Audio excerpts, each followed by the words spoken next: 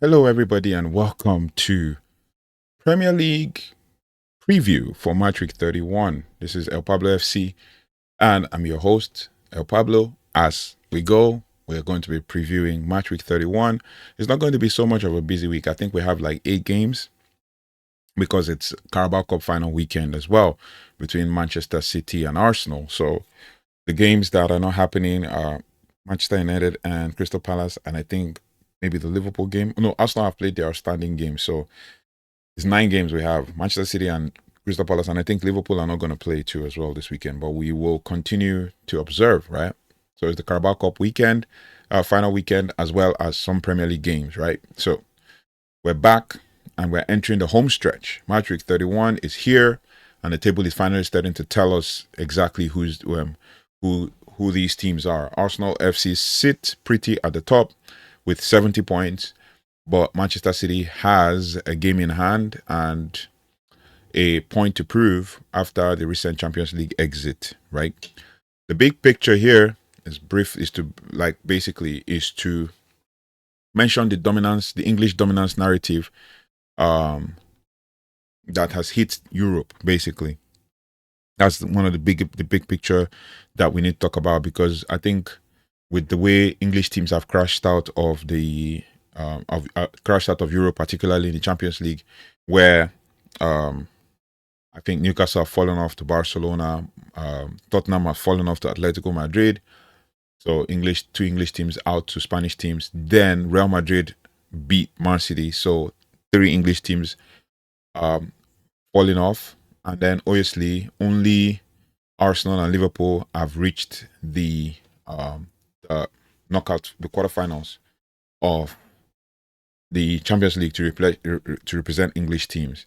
Now we're diving deep into, the Vitality Stadium opener, the massive Tyne-Wear Derby, and the scrap at the bottom where, Wolverhampton Wanderers and Burnley are fighting for air. Now, the first matchup we're going to talk about is the Friday night game between Bournemouth and Manchester United. And Bournemouth are 10th, Man United are 3rd. Now, United are flying after a 3-1 win over Aston Villa, firmly holding that final podium 3rd spot, right? Now, Bournemouth also, they are seen as a draw specialist. They have had 14 draws, but they are also coming off a win and looking to ruin United's momentum at Vitality. In the last 5 games, they've had 4 draws and 1 win. Now, let's watch United's players to watch for these games. United's Matheus Cunha and Benjamin Sesko, as part of the $260 million summer rebuild. We look forward to them to test Bournemouth's defense, and this Bournemouth's defense have conceded 46 goals. My prediction for this one is a hard-fought 2-1 win from a Man United fan perspective. But it's going to be a tough transitional game, and an aggressive game, because Bournemouth are seen as a team that are pressing a lot. They press a lot. They are pressing monsters. They lead the league. They lead Europe in pressing, and they lead Europe in pass per defensive action, right? 9.8 per game, right? So that's for the Friday night, and then we move over to the Saturday showdown, and that is Liverpool and Chelsea's hurdles. First and foremost, Brighton face Liverpool. Liverpool are 5th, and they travel to the Amex. They're just 1 point ahead of Chelsea after a frustrating 1-1 draw at Tottenham Hotspur. Now, the emotional context for this is Arne Slot is still playing through the grief of losing Diogo Jota earlier this season, as many people have talked about. But the factor that has defined the campaign is the form of the team, right? So Liverpool are just coming off a ravaging, thrashing victory over Galatasaray. So they'll be in good form and coming into Brighton. And Brighton are more of a technical team that seems to be hot and cold a couple times. So we will look at that game, and we hope, basically my prediction is that Liverpool are going to win eventually. Brighton might huff and puff, but Liverpool will win. Scoreline, I'll go with a 1-0 win. Brighton could come back, and then Welbeck could score 1-1, but I'll just go with a 1-0 win for the sake of this. And then the next one is Everton versus Chelsea. That's going to be a tough one as well. Everton are home, and the Toffees are 8th in the league and are looking solid. But the injury crisis is with regards to Chelsea. They've just lost Reece James to the 10th career hamstring injury after he signed a 6-year deal. Now, the question is, can Liam Rosenior's side maintain their European push without him? Chelsea are behind Man United by 3 points, I think, and it will be by 4 points. And it will be super interesting how they play. By 4 points. Yeah, it'll be super interesting how they play. Heading into this game, right? Just looking at the table here, we can tell that Chelsea are behind Man United. Chelsea are 48 and United are 54. So basically 6 points behind Man United. So in third, while they have 3 points behind Villa in fourth and 1 point behind Liverpool in fifth. So it was super interesting how that game pans out, right? Now, the next one, so for me, Chelsea-Everton or Everton-Chelsea, I would say 1-1 draw. Chelsea are still coming off the huge defeat, 8-2 defeat to PSG in the Champions League.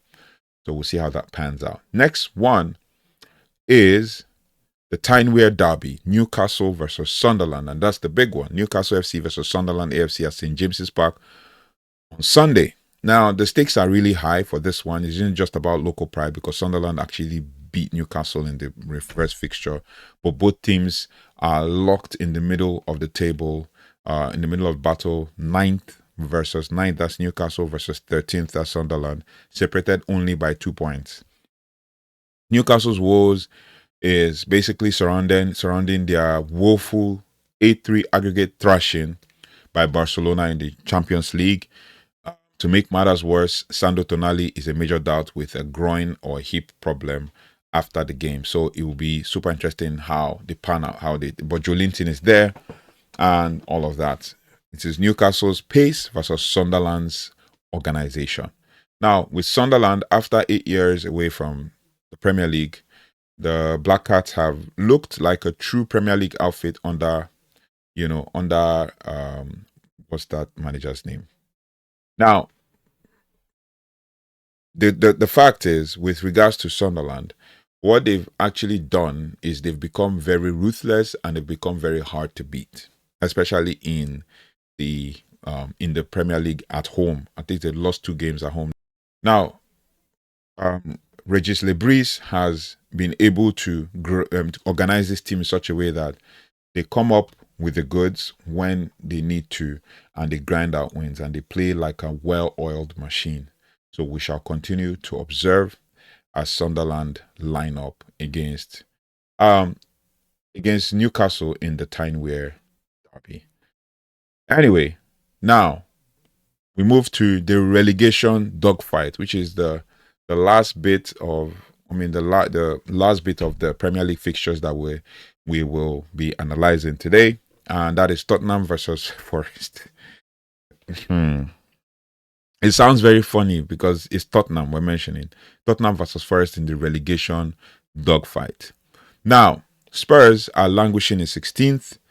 A shock for a team of their stake. Kulusevski stay out with a long-term injury, and the pressure is on the manager Igor Tudor. The last game, they drew 1-1 with Liverpool, and then they managed to beat Atletico Madrid after coming off a string of 4 straight defeats under Igor Tudor. Now, it will be immense to see how they play because it makes, with the way they have done against Atletico Madrid, it makes for a good watch how they pan out with their fellow relegation scrappers in Nottingham Forest. Nottingham Forest on the other hand, will coming off a European night. I think they crashed out in the quarterfinals on the round of 16. So they'll be coming off, like a wounded lion trying to get valuable points, right?